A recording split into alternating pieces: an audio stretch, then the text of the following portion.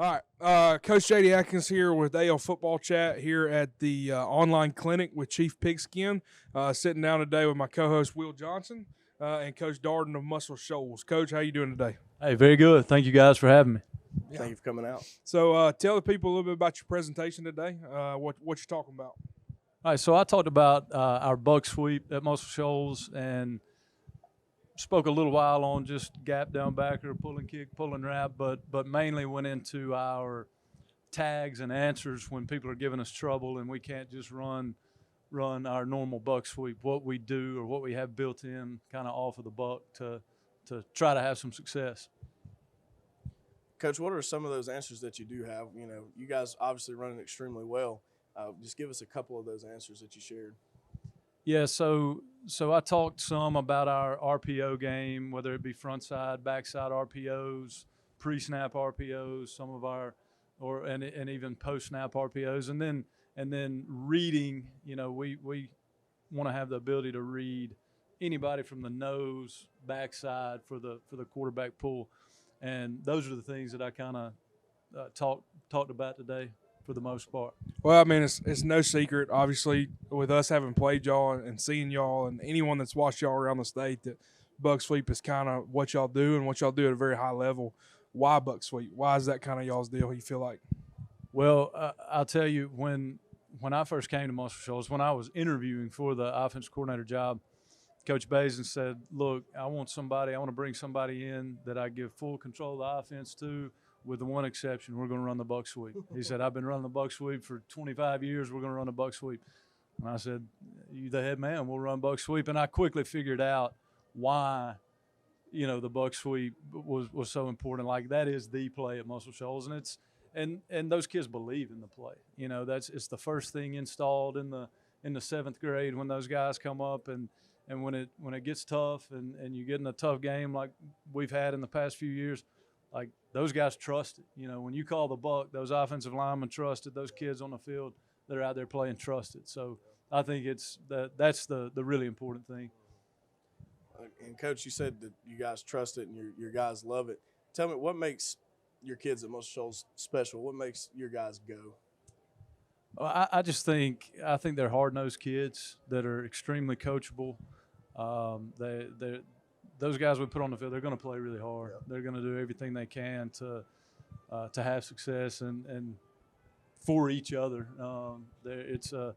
Every year it's been a really tight-knit group. We've had two back-to-back good senior classes, but I think what we do in the off season and what Coach Bazin, kind of the culture that he's built there, just those kids are going to play really hard for him and for us and for each other, and that's what I think makes us pretty good and had success in the past couple of years.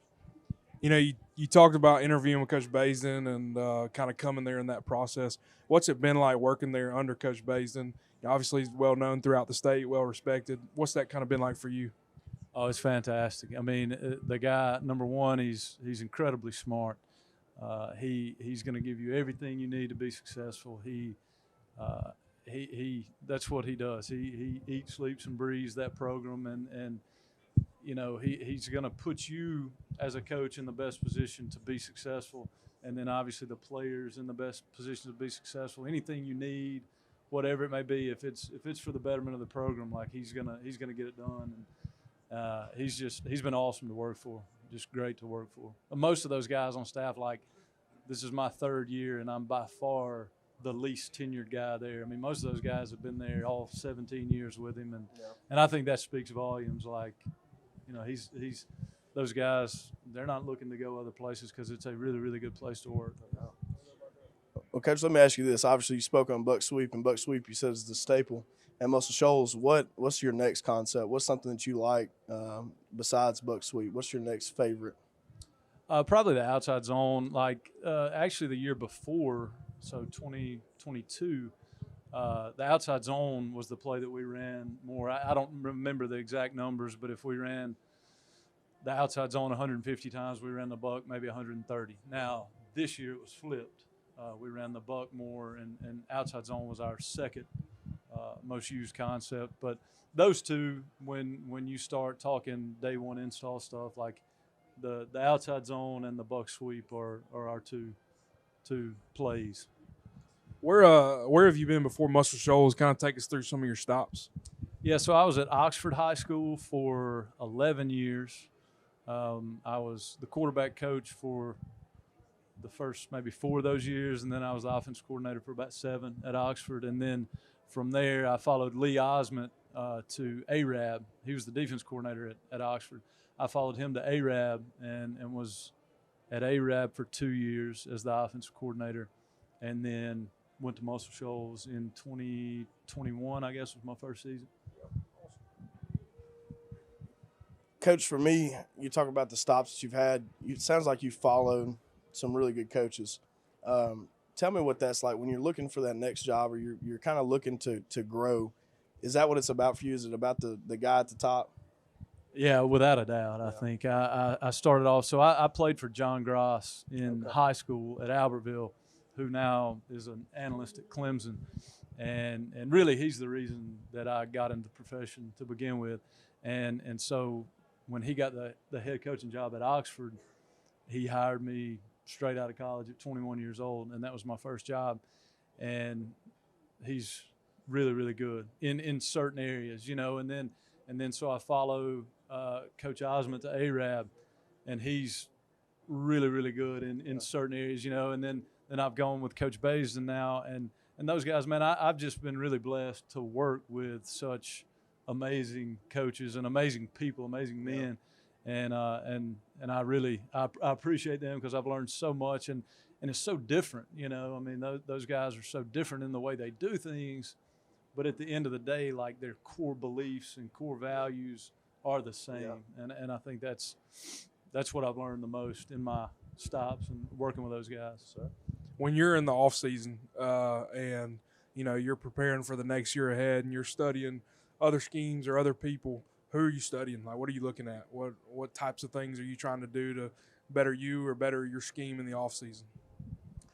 So me personally, it's so much about the personnel that we're going to have back. So I'm this year, like, for example, we've got 2 really, really good running backs coming back, and they're going to be our 2 best players. So I'm trying to find ways that teams use 2 backs, or use, one of them can go out and play some receiver and move back, kind of like y'all did with the Fletcher kid and stuff like that. But I'm studying things to where, hey, those 2 guys need to be on the field at the same time. And I think it changes year to year. The year before, like coming into this past season, we had a really, really good receiver and a couple of good running backs and a quarterback that could run. So I'm trying to find things that people do, whether it be high school or college or whatever, that fit the kids that we're going to have, And that's what I try to do, because it's not like we're not going to sit here and – now the buck sweeps our play, and we're going to run the buck, but we better find things that fit the personnel that we have. Sir. One question we've asked a lot of coaches lately is kind of a controversial question, but what if there was a hill in football that you were willing to die on, like an unpopular opinion, a hot take on something, whether that's a technique or a coaching point or a scheme or whatever, and it doesn't have to be that controversial, but kind of what is that for you? Oh, man, that's a tough one. I guess it kind of goes back to my last answer, finding something that fits your personnel. And to me, coaching quarterbacks for as long as I have, not trying to fit a quarterback into who you want him to be necessarily, I guess I would die on that hill. Like, you better adapt to the guy that you have pulling the trigger. And it's tough. It's tough because there's certain things that I want to do. There were certain things that I wanted to do the past couple of years that our quarterback couldn't do, and then in the past there have been things that I wanted to do that you just flat out can't do. And if you try to force it, I just don't think it ever works out well. And I don't know if that really answers your question, but No, just, it definitely just does. not forcing a quarterback to be something he's not. Well, Coach, we would definitely appreciate you coming out, being on the podcast, coming to Chief Pigskin for the online clinic. we wish you nothing but this success in the future, except maybe when we play Hearts when we come over there. But, man, I certainly appreciate you. It's been great to talk to you. Well, thank you, guys. I appreciate what you guys do for Alabama high school football and working with the Chief Pigskin and all that. It's been really good. I appreciate you guys. Good luck this year, Coach. Thank you. Thank you.